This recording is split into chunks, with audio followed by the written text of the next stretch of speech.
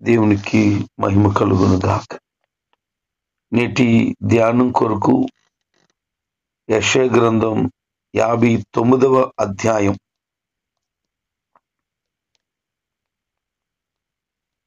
ఒక మనిషి యొక్క విలువ మరొక మనిషి గ్రహించలేని పరిస్థితుల్లో ఉంటూ ఉన్నారు.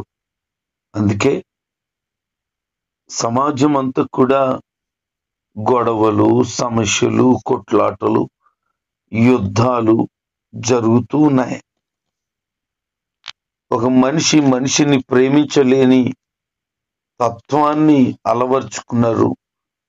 స్వార్థం, నాది అనేటువంటి భావం రోజు రోజుకి పెరిగిపోతూనే ఉంది. అయితే దేవుని యొక్క ఉనికి, దేవుని గొప్పతనాన్ని గ్రహించలేని వారు ఎందరో ఉన్నారు. ఈ అధ్యాయంలో అట్టి విషయాలే చెప్తున్నారు. దేవుని యొక్క గొప్పతనం గ్రహించలేని వారుగా ఉన్నారు అని,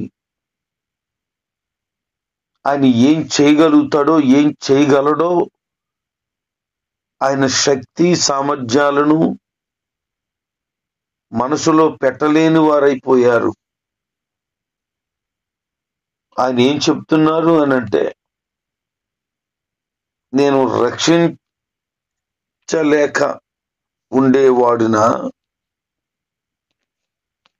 మీరు ప్రార్థన చేస్తే మీకు నేను జవాబు ఇవ్వలేనా, మీకు సహాయం చేయటానికి నా చెయ్యి చిన్నదా, మీ ప్రార్థనలు వినబడకుండా ఉండటానికి నా చెవులు ఏమైనా పాడైపోయి అనుకుంటున్నారా అంటున్నారు. ఈ వాక్యం వింటున్న దేవుని ప్రజలారా, అనేక పర్యాయాలు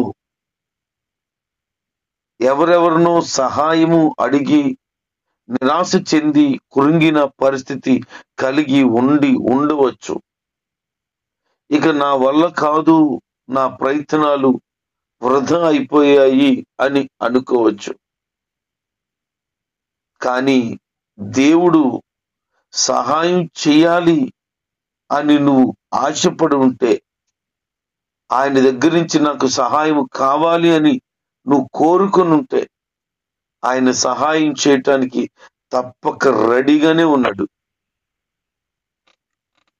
ఎన్నో దినాలు, నెలలు, సంవత్సరాలు ప్రార్థనలు చేస్తూ చేస్తూ చేస్తూ జవాబు ఇవ్వలేదు అని ఫీల్ అయిపోతున్న వారు ఉండవచ్చు. దేవుడు వినకపోవటానికి, వినలేదు అనటానికి కారణాలు లేవు. 100% వింటున్నాడు ఆయన. కానీ జవాబు రావటానికి సమయం పడుతుంది. కారణం ఏంటి అని అంటే ఇక్కడ చెప్తున్నారు, మీ దోషములు, మీ పాపములు ఆయనకు మనకు మధ్యలో వస్తున్నాయట. ఆయన జవాబు ఇవ్వటానికి రెడీయే, సహాయం చేయటానికి రెడీయే. కానీ ఆయన సహాయం చేయటానికి ఆయన మనకి జవాబు ఇవ్వటానికి మనకి మధ్యలో ఒక పాపం అనేది అడ్డుపడుతుంది.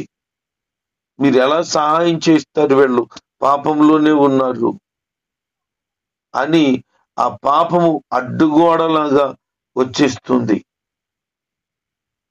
కొన్నిసార్లు కొంతమందికి మనం సహాయము చేయాలి అని అనుకున్నప్పుడు ఎవరో ఒకరు అడ్డుపడతారు. వాళ్ళకి సహాయం చేయొద్దు, వాళ్ళు మంచోళ్ళు కాదు, వాళ్ళని పట్టించుకోవద్దు అనే ఒక సందర్భాన్ని మనం కొన్నిసార్లు గమనిస్తూ ఉంటాం. అలాగ అడ్డుపడుతున్నది ఏంటి నీ జీవితంలో అంటే పాపం. నువ్వు చేసినటువంటి దోషక్రియలు అపవిత్రమైనవి. పైగా చెప్తున్నాడు, అబద్ధాలు, కీడు చేయడం, వ్యర్థమైన దాన్ని నమ్ముకోవడం, మోసపు మాటలు పలకడం, బలాత్కారం చేయడం, చెడు సంబంధమైన తలంపులను కలిగి ఉండడం, పాడు నాశనం అనేటువంటి త్రోవలో ప్రయాణించడం. అందుకే మీకు జవాబు రావటం లేదు అని. నేను దేవుని బిడ్డని అని నువ్వు చెప్పుకుంటున్నావు, మంచిదే. దేవుడు నీకు సహాయం చేయాలి అని అనుకుంటున్నాడు. కానీ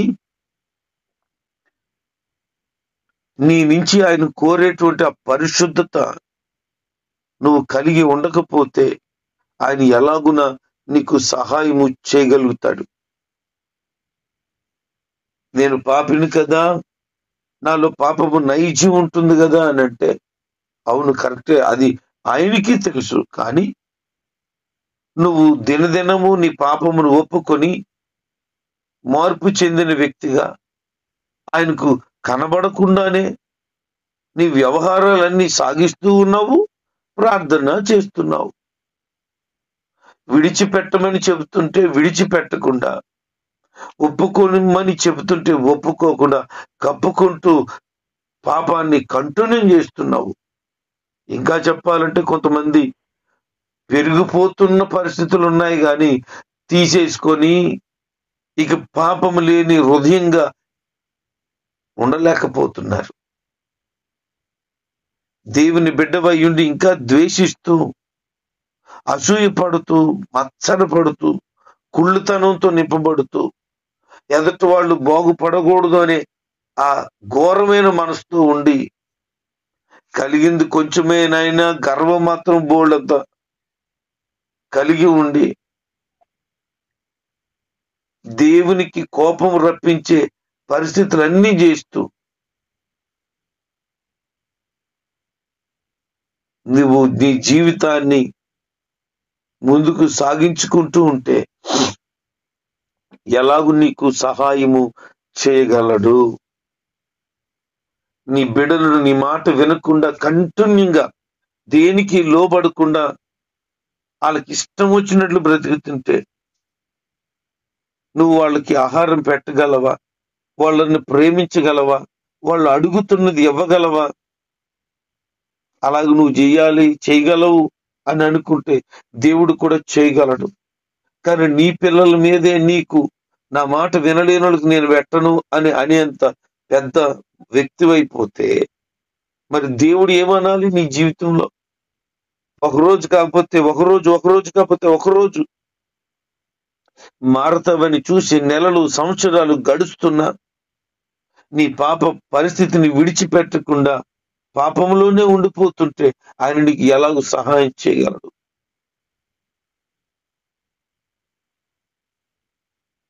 ఒప్పుకొని విడిచిపెట్టమని అంటే కప్పుకొని దాచుకొని ముందుకు సాగిపోతున్నావే తప్ప, అయ్యయ్యో నా తండ్రికి నేను భారమయ్యాను, ఆయన నా కోసం పాపము భరించి శిక్షను భరించి విడిపించాడు, కానీ నేను ఇంకా పాపపు స్థితిలోనే ఉండిపోయాను అని బయటికి రావాలి, బయట పడాలి, నేను ఈ చెడును పాపాన్ని వదలాలి అనే తాపత్రయం నీకు లేదు.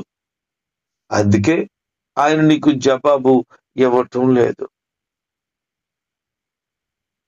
ఈరోజు దేవుడి దగ్గర నుంచి నీకు జవాబు రావాలి అని అంటే ఎలాగొస్తుంది? 66వ అధ్యాయం 18వ వచనంలో, నేను పాపమును లక్ష్య పెడితే దేవుడు నా మనవి వినకపోవును అని చెప్తాడు. అంటే హృదయంలో పాపము లక్ష్యం చేస్తే, ఆలోచన చేస్తే దేవుడు నా మనవి వినడు. ఎలాగ వినగలుగుతాడు? నేను పాపంలో నుంచి బయటకు రమ్మనంటే రోజు రోజుకి పాపపు ఊబులో కూరుకుపోతూ ఉన్నావు. ఆయన నిన్ను బయటికి తీసుకొచ్చాడు, రక్షించాడు, కానీ మరలా పాపంలోనే ఉండటానికి ఇష్టపడుతున్నావు.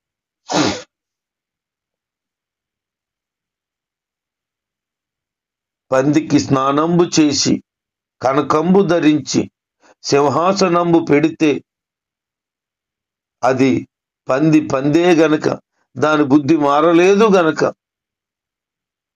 అది మరలా రోతకు చేరును. దాని బుద్ధి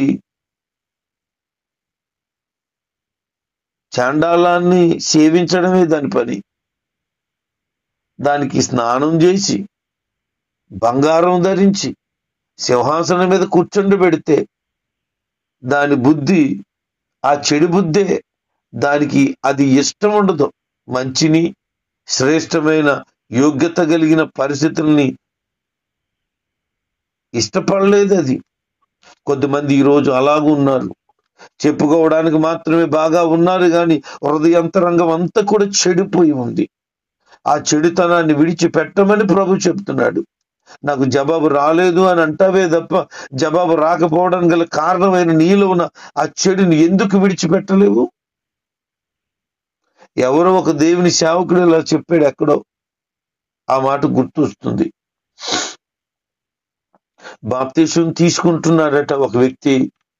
ఆ పాస్టర్ గారితో ఎలా చెప్పాడట, అయ్యా బాప్తిసం తీసుకోవాలనుకుంటున్నాను, చాలా సంతోషం, సరే బాప్తిసానికి సిద్ధపడమన్నారు. బాప్తిసం ఇస్తున్న సమయంలో ఇలాగ అంటున్నాడట ఆయన, అయ్యగారు నా చెయ్యి పైకి పెట్టి బాప్తిసం తీసుకోవచ్చా అని అడిగేటట. అలా కొందరు బాబు మొత్తం అంతా ములిగి లేగాలి అని అంటే, లేదండి ఒక పని ఉండిపోయింది, ఆ పని పూర్తవలేదు, అందుకే ఈ చెయ్యి పైకి పెడుతున్నాను, మీరు బాప్తిసం ఇచ్చేయండి అన్నాడట. అసలు ఎందుకు చెయ్యి పైకి ఎట్టాలి అని అంటే, నన్ను ఒకడు కొట్టాడు, ఆయన తిరిగి ఇంకా కొట్టలేదు, ఆ కొట్టేసిన తర్వాత మిగతా చెయ్యి ముంచుతానులేండి అన్నాడట.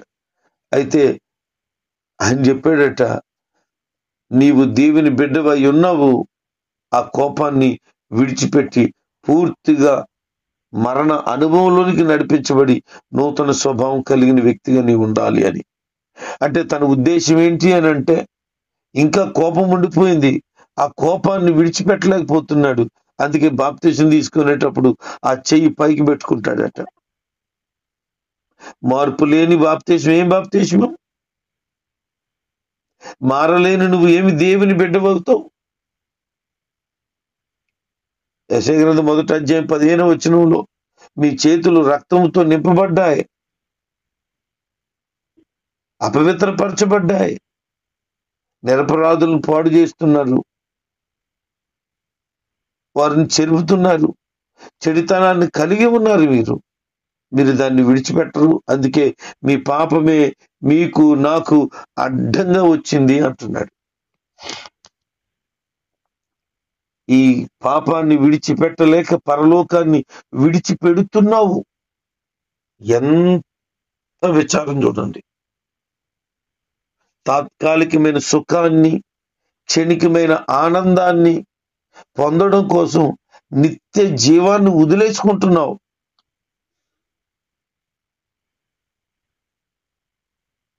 కలిగి ఉన్న దేవుడు అనుగ్రహించిన వాటిని పొంది సంతోషించలేక ఇంకా ఏదో పొందాలి, ఇంకా ఏదో పొందేసుకుందాము అని ఆరాటం మనిషి జీవితంలో ఉండడాన్ని బట్టియే దేవుని దగ్గర నుంచి జవాబు పొందుకోలేకపోతున్నారు.